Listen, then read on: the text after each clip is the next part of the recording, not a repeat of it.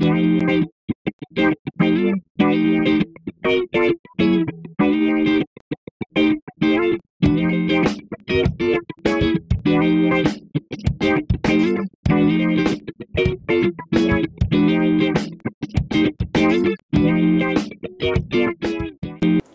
this is Rick Patterson with the Handyman Toolbox, talking to you today about how to use a Dremel saw.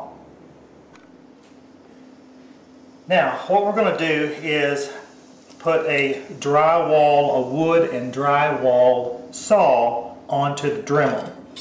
If you've noticed right here, the Dremel has a screw with a built-in washer on it, and it lowers and attaches to these particular grooves. Okay, so the saw itself has an insert place where you can go, and what I'm going to do is I need a specific angle, so I've got to figure out which angle that I'm going to use on my saw, and I can adjust this at any particular angle whatsoever. So what I do is just hold this like so, okay, and then screw in, tighten that screw there. Then what I have is a Allen key wrench.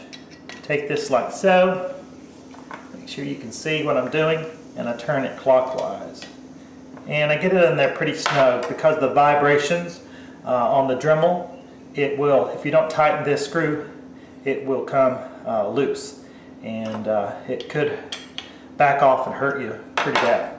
So that's how we're going to get started now. Okay, so here's my challenge for the day. I've removed the refrigerator, and this is a water supply line to the ice maker into the water. And let me scan over here, kind of show you what's happened. Is I've got to remove this. Let me do this real smoothly if I can. Forgive me for all the jingle. And look what I have. I have a hole in the floor where it's really just rotted through. So I've got to take this subflooring out, and in order to do that, this water supply line has got to be freed up from here to the wall. And so the challenge is to not cut the water line, obviously, and you have to go underneath and find out where this comes in, if it comes straight up. And a lot of times you can just tell by pulling this up, if you have that freedom to do so, and make sure it's not at an angle. So I cannot nick this line at all, otherwise I've got another project in front of me. So what I'm going to use here, of course, is the Dremel saw. And just for notification here, there's different levels, and I've got it on a number 10 right here. I can just turn it counterclockwise and go down to 1, and this is my on and off.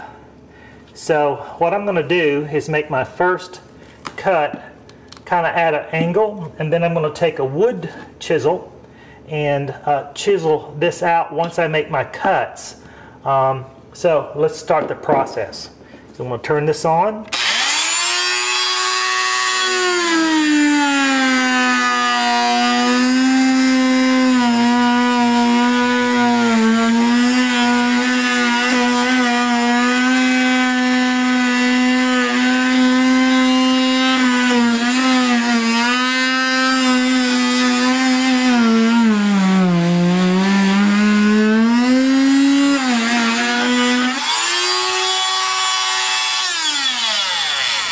Then when I flip this, I'm going to do the same thing. I'm just going to flip this, make sure that you do not nick this, because this is not forgiving.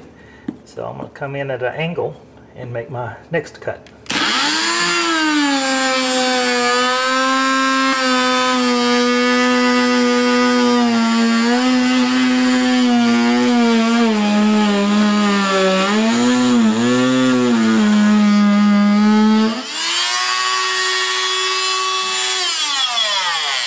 Now the next one I'm going to do is take it straight across.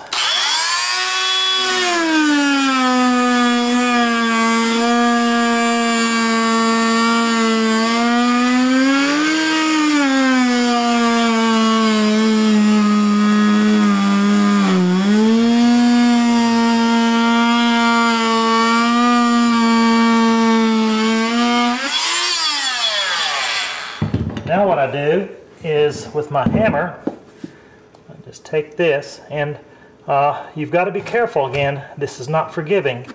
So I'm going to take my angle and chisel, get a good bite out of it, use some leverage, and you see what I've done there is got the first layer of this plywood off. I'll break myself free from that. And so I just keep going.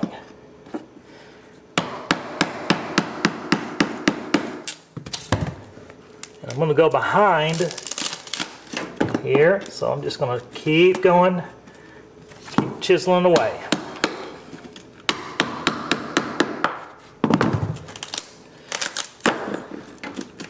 Just keep going, a little bit at a time.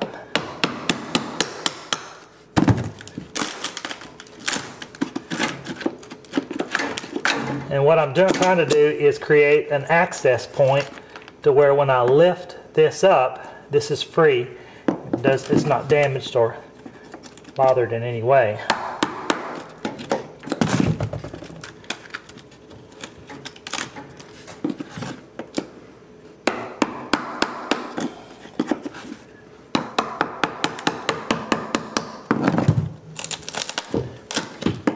Now this wood here, the subflooring, happens to be, let's see, about 5/8. And so I will know when I've gone through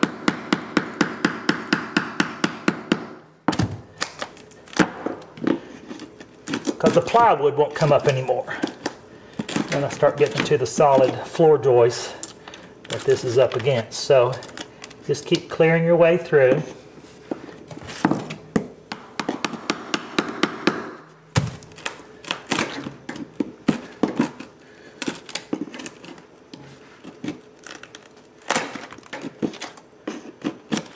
And you don't want to be pushing pressure, you know, back this way because you'll cinch the line.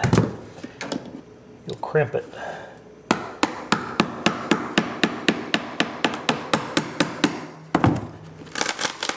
All right, now I've gotten to the last section of that plywood there. I can tell. Got to work gingerly if you're working with bare hands like I am, because just the slightest splinter will talk to you for a couple of days.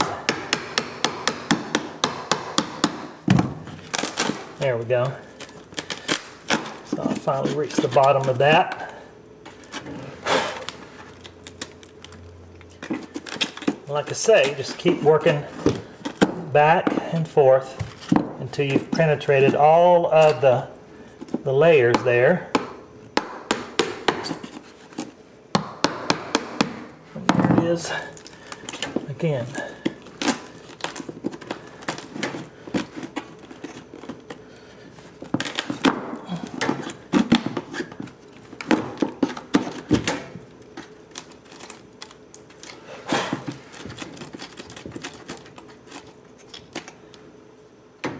So you can kind of tell when you hit past that particular area, and as you can tell, let's see, I'm there already. So now I'm going to chip around a little bit around this. And when you do that, you've got to go away.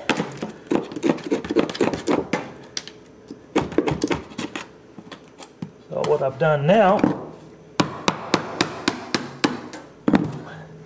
is created my access point to where I can pull this out. Just got to be very mindful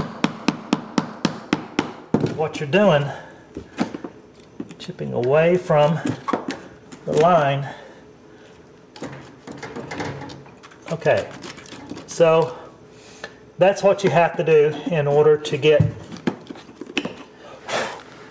a water line free. And you can, of course, I can pull this up and make sure I've not nicked it, in which I haven't. There's no moisture at there whatsoever. So now I'm free to pull this particular subflooring up. This is Rick Patterson with the Handyman Toolbox, See you next time. By the way, before you leave, make sure that you register. Click the link below. Register here, subscribe on this channel, and also click the link below. You're going to go to TheHandymanToolbox.com. Register there for the 1,000th person that registers. You won't know who it is until we contact you. We are going to get your mailing address and find out where you're going to get your free tool just simply by registering and being the 1,000th subscriber. Go ahead and click now. Good luck to you. See you then.